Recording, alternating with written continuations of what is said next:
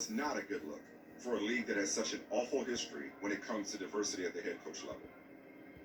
You are what your record says you are. And the NFL's record when it comes to hiring minority coaches is shameful.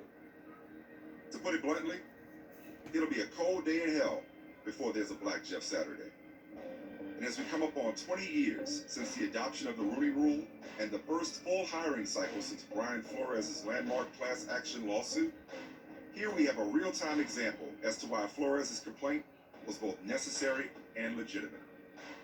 If it weren't already abundantly clear that NFL owners will hire whom they damn well please, it most certainly is now after Indianapolis' Jim Irsay bypassed the two former head coaches and another franchise favorite already on his staff so that he could hire Peyton Manning's Pro Bowl center as interim head coach, despite Saturday having no coaching experience above the high school level.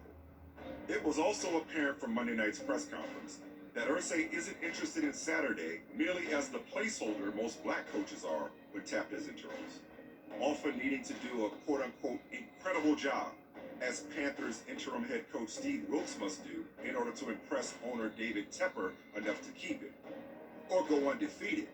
Arthur Blank's bar for consideration of Raheem Morris for the permanent gig 2 years ago. While Irsay technically hasn't failed to comply with the letter of the Rooney Rule, he's already started down the path of violating its spirit. I know Irsay once employed both Tony Dungy and Jim Caldwell. That's beside the point. The point is the process.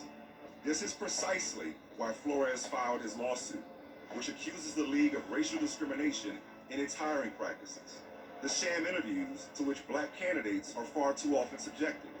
The Rooney Rule and DEI initiatives are no match for the will and wants of a billionaire. The owners are both the problem and the solution here.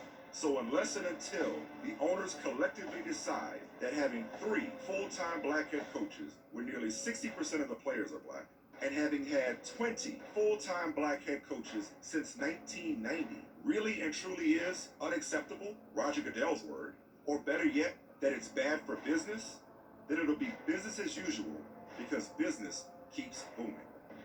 It doesn't take all of us, just them.